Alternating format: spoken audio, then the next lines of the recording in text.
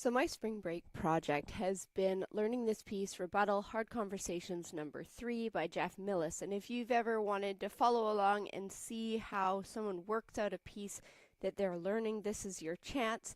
And it takes a lot of courage to show that learning process because it can be messy at times. Although we try to keep accuracy happening, we're still just here working out the problem. So yesterday I used a wheel spinner to choose the different things I was going to practice on, and it was showing ads because I need to purchase the one that I want to use. So today I wrote down some things that I need to focus on.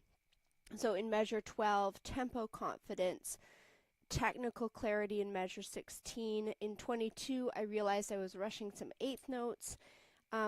Eventually I'll need to work on page turn security. So at the end of page 2, I usually have to click a button to turn my on-screen digital music to turn the page. So I know that'll be a little glitch because I'm used to pausing there. And then measure 35 to 36, octave transition confidence. I just know when I go up, I tend to have a little micro pause there. 48 and 49 build speed security, so I know that I'm just kind of not as confident at a faster speed. And measures 58 to or 57 to 58 are the ending, and just owning it because it sounds kind of raucous, like really big and bold, and I just have to own it at whatever tempo it is and make it sound intentional. So this is my process in practicing. It can look different than yours. And of course, I do get kind of flustered online. So let's get started. Some of you may pop in to see the process, but there's no pressure. Make sure to hop over to Jeff Millis's YouTube channel. There's new pieces being uploaded there, and it's a brand new channel, so you can check out Rebuttal, Hard Conversations. He has a great video of that there. So I'm going to start at the beginning. Then I'm going to work through some of these different things. In measure 12, right away, was tempo confidence. And I found that my goal kind of speed right now is 88. 3, 4, 1. And the eventual speed of this will be 108. 3, 4, 1, 2, 3, 4.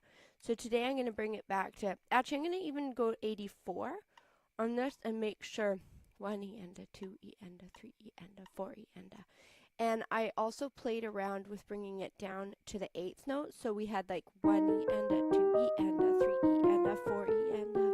But I also brought it down to 8th note tick. So 1 E and a 2 E and a 3 E and a 4 E and a.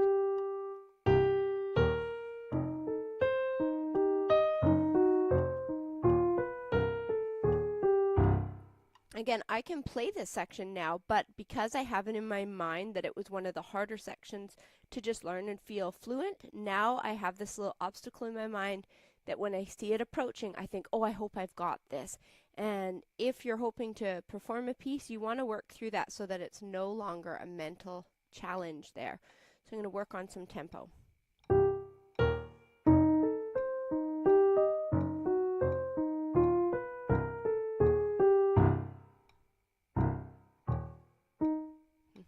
One, two, three.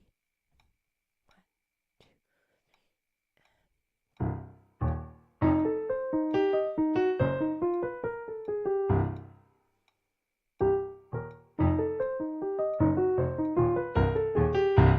There we go. So then I'll work from slower and keep increasing the speed.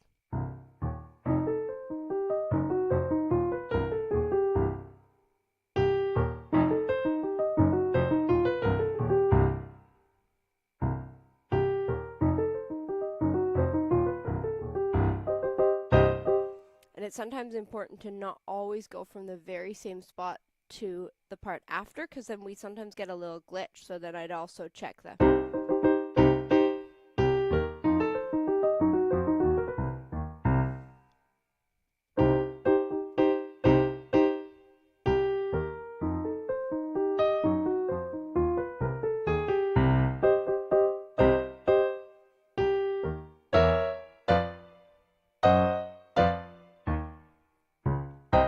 was working on having that not sound as classical in that section because I was really making it a two-note sort of like da-dun, da-dun, and I wanted it more percussive with the accent and then a staccato. So I just shifted that yesterday.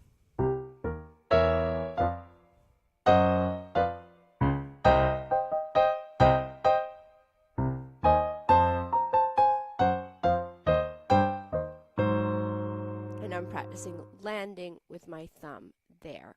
So again, working on speed, coming into that.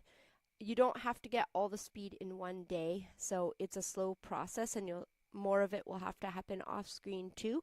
But let's go for that again.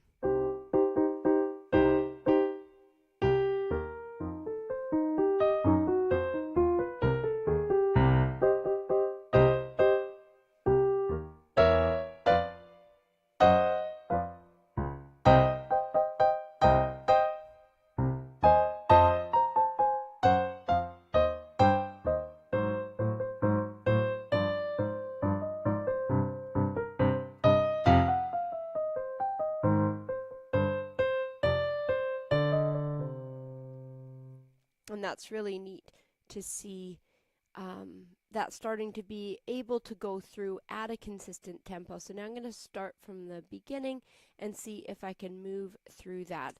So tempo confidence, this is a work in progress. I'm going to keep working on that. Measure 16, I'll show you where that is and why it's a bit of a struggle. I'm finding that it's okay, but my confidence isn't there.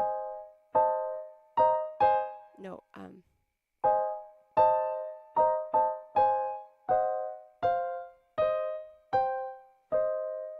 it's not that it's technically that difficult for me. I've played lots of triads and chords in the before, but just those quick shifts to keep it sounding clean is a new challenge.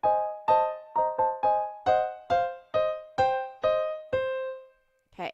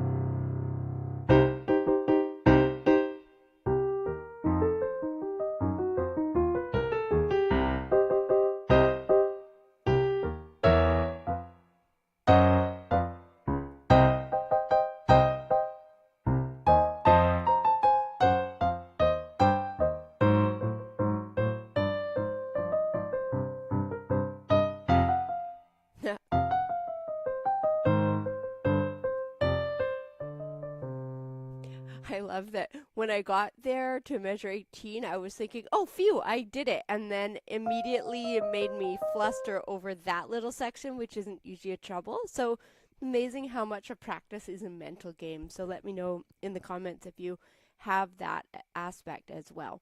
So that's feeling like choosing 84 or 88 as a metronome tempo right now is a really good choice. And one of the reasons is when I approach this harder section for me, the dun dun it just flowed off the fingers much easier. And again, it's important that we not create a problem in our mind. If we always approach it, we always hit it, and it's clumsy and out of sync, then we start to create this like mountain in our mind about how it's going to sound. So having a lot of success at a consistent tempo is going to build confidence for later as well. So we're going to go through that one more time. I'm going to try to go even further and get those first two pages sounding like they're cohesive, they belong together. Pay attention to the dynamic markings. Jeff has a really detailed score with lots of little markings for mezzo piano and little crescendos and things that you'll want to pay attention to.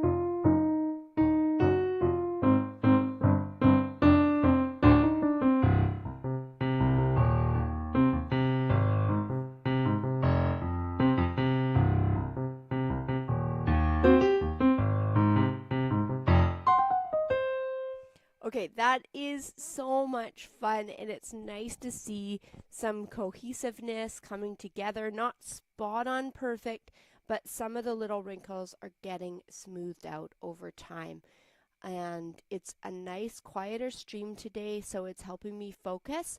We had over 100 people drop in yesterday on the vertical live stream, so it was really busy for me and busy in my mind to try to make sure that everything was going smoothly. Everyone was so polite and so nice to have here, but this is a new time. I don't usually stream at this time.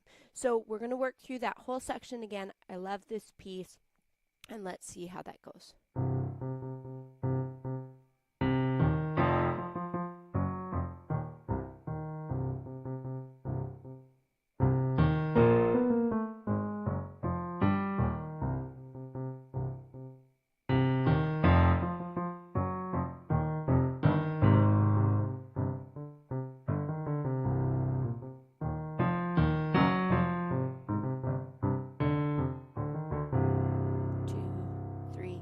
I sometimes rush.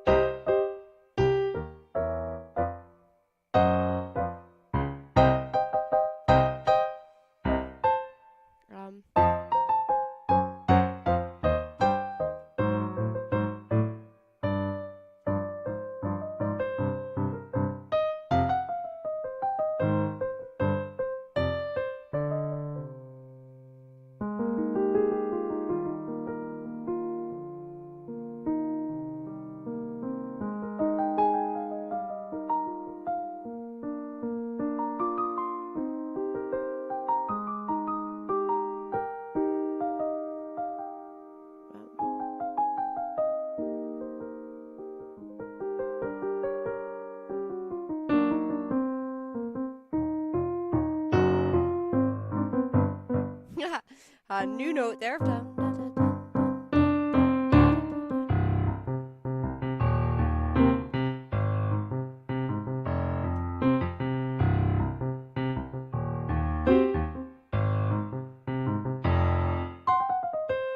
I love how just that little bit of focus work the other day really helped in that percussive section, and makes a big difference.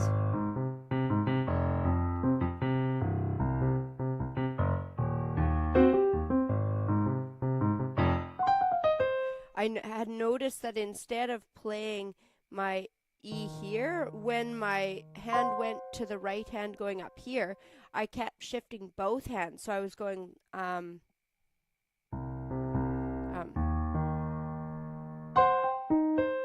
then having to go back down. So that one mistake was costing me a lot of kerfuffle because I had just accidentally shifted them both.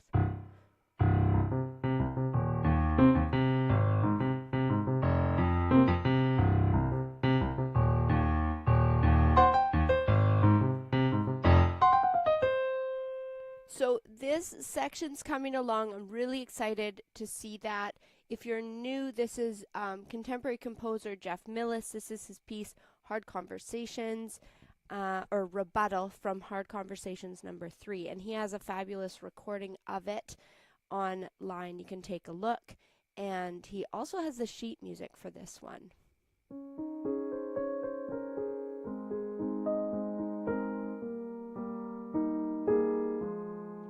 Yes, so this is an area that I wrote down I need to check as well. So in measure, page turn security, I'll come back for that. Measure 35 to 36 was an octave transition, and I was rushing this 8th note in this section. So that's something that I wrote down. Now, if you're a practicer, I don't always remember to write things down, but I'm realizing it really helps to take a look at your piece before you begin and think, what are the things I want to see an improvement on? And yesterday I used a spinner, and I'm going to be working that out with my students to make spinners for their practice, because sometimes it's fun to randomize it as well. So in this section, I wanted to make sure that I had 1 and 2 and 3 and 4 and 1 and 2 and 3 and 4 and I was rushing the right hand. So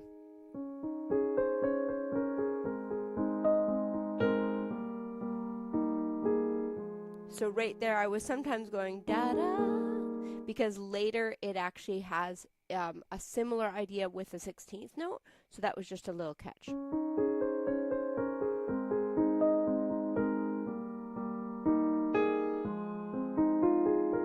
I love the variety in this piece of some different sections.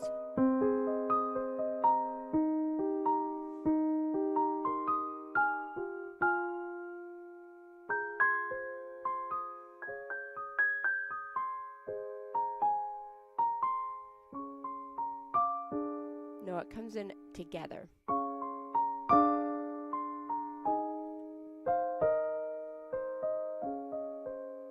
And then in this one, it comes in on the E and one E and A, so it's important to get those.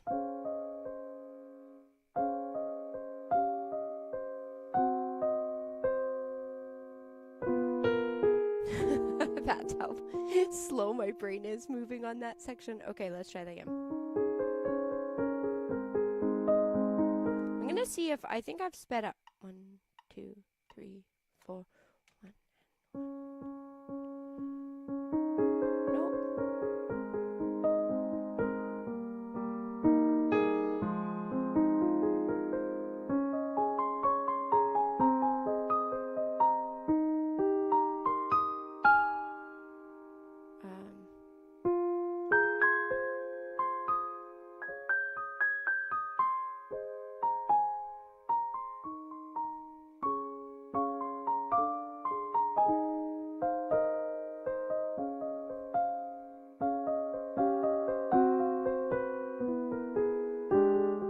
I think I just found my new practice spot. So under pressure, I was talking the other day that under pressure as well, we'll find what those rougher spots are that we maybe can think through when our brain is calm and focused. But if we're anticipating distraction or we know we're being watched, then we suddenly will have mistakes. And that's really great. It's actually great as a teacher. We're not always in the position of like playing for an instructor anymore. So thank you to those in the audience who are watching and making me a little more nervous so that I can find those trouble sections. So that's a section I will take and I'll work on before the next live stream. And after that, it goes back into this dramatic section. It goes,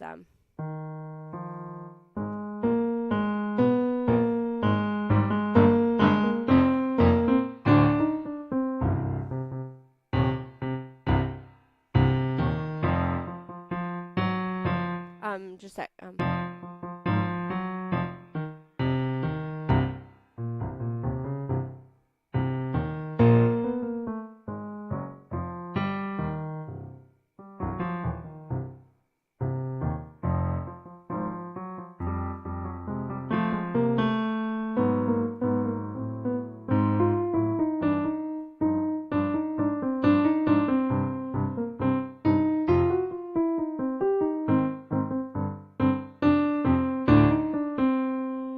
and I love that this section's improving, but I have it on my note board here to build speed security. So it means I'm just kind of lagging on the tempo. I can't keep it up to the same speed without making a lot of errors. So I'm going to go and check that out. Really slow.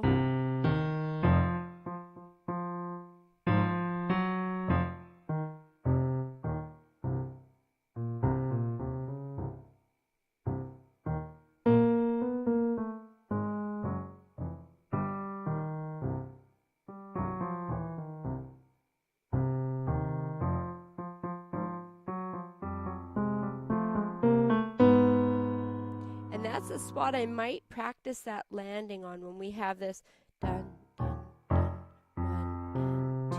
1 and 2 and we want to be really stable landing on that. So that's a spot that I might in practice just practice that transition from an awkward spot.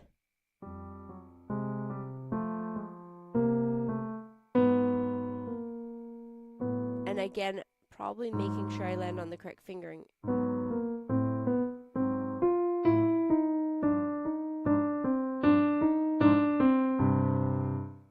From 47 again. I don't know. Yeah, you've got it on your page too. And I talked about how the voicing in measure 47, I love how it goes dun, da, da, dun, da, da, dun. So it has an E there, and we have an E flat at the same time. So you can really hear that crunchiness. I'll move my camera ever so slightly. So in that case, you're always just trying to voice this if that bothers your ear, but I love it. It's what makes it edgy, but you can voice one hand to make it kind of breeze by, and at the tempo, you won't hear it as strong. So your ear's going to hear the right hand, whereas if I really bring them equally strong, you'll hear it more clashing. Then you can really hear that crunchiness a little bit more probably.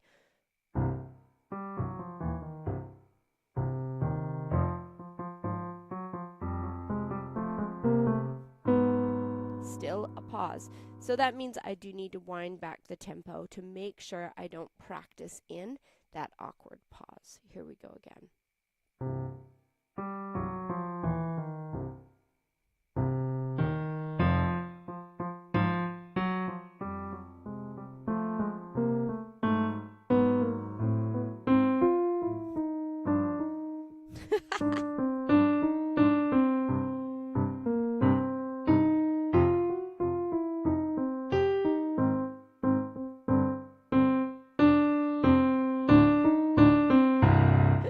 I love how our brain just controls so much about how we're feeling about going into things. And as soon as we think it's a problem, it probably will be a problem.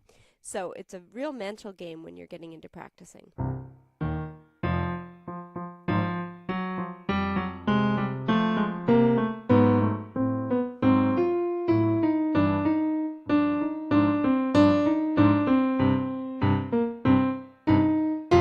You can see I tried to up the volume a bit to just tell my brain you can do this, stay focused, stay moving forward, and sometimes that works.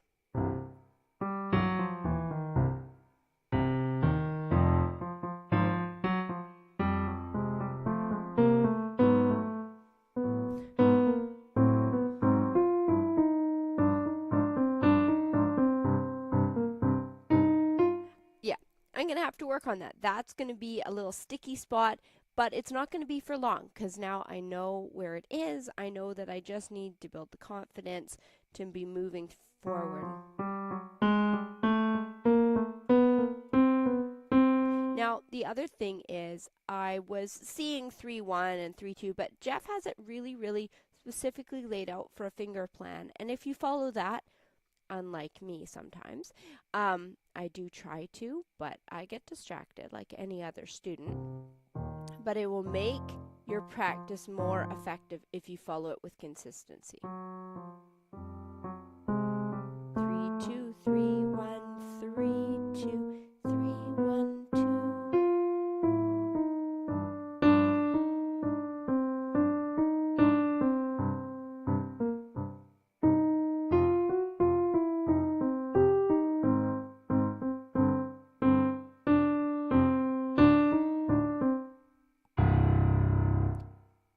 Now, I'm still working out where exactly this octave is with Jeff, but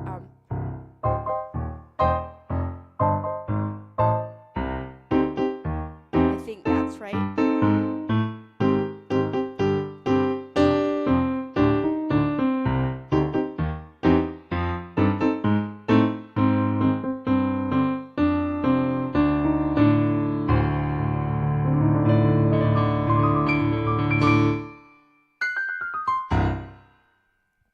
Okay. Well, what a fun piece to learn over spring break. I am just working my way through this piece. I've been sick, but I'm excited to be playing this. So now we'll just go through. I have a few more minutes, so let's see what this sounds like. I think I'm going to go too fast.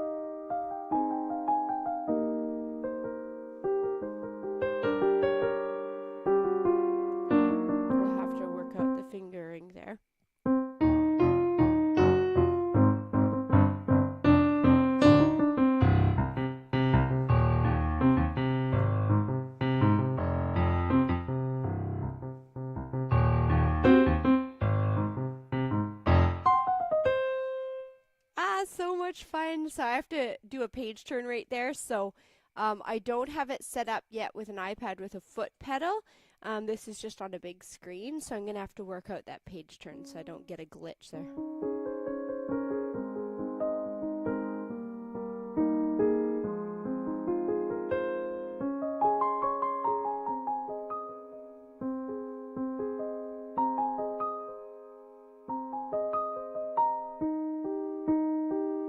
This is my spring break project for those of you just watching in.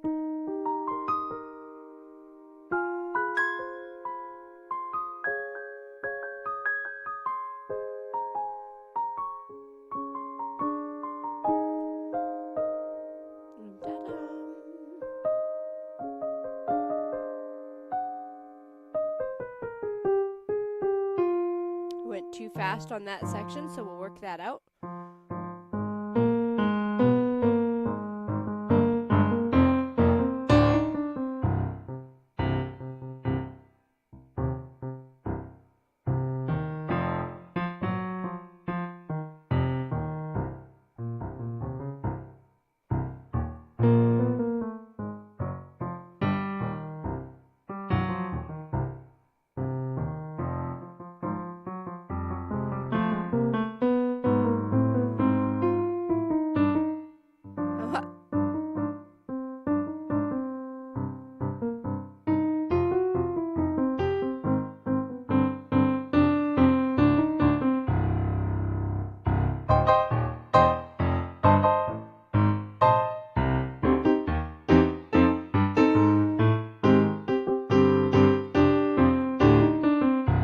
That one's here.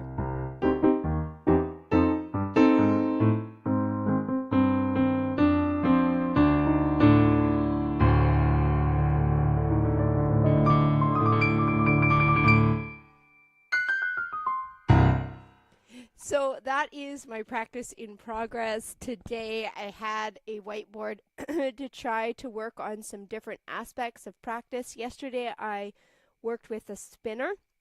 And I'm going to purchase my favorite spinner because I love to add these practice aspects into practice for myself and into students so that you know what you're actually trying to improve on. So this has been, I haven't quite had this piece for 2 weeks. I think a week and a half. I got it on a Wednesday. So I've had it for about a week and a half, and I'm just working to challenge myself over spring break as a piano teacher and a learner myself. This isn't at the top level I can play, but it's at a really fun, challenging level with lots of things that usually I might say, oh man, that feels tricky. I tend to play a lot of lyrical music, even though I love fast. Long ago I played this Bumble Boogie, which I really love. But sometimes now I tend towards slower pieces because I can just process them faster. But this one is loads of fun. I'm going to just do something shiny, play the first page a little faster, and just enjoy that before we head out.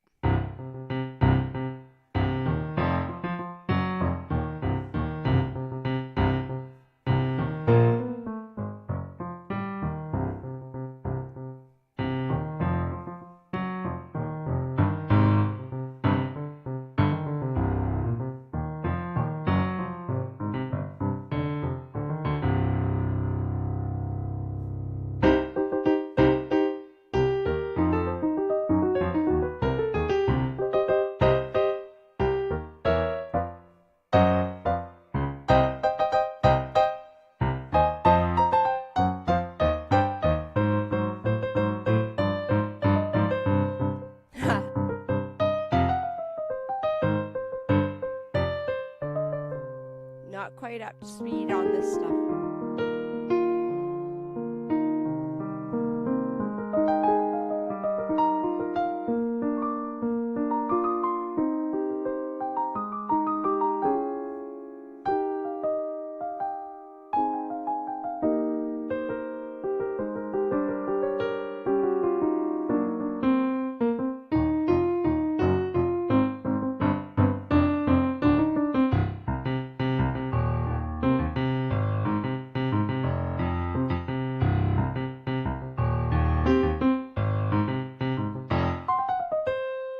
So that's a little sneak peek of what it will be like. And Jeff Millis has this on his channel in a fabulous recording with a really quirky, wonderful video edit of it that I really love. It's really fascinating.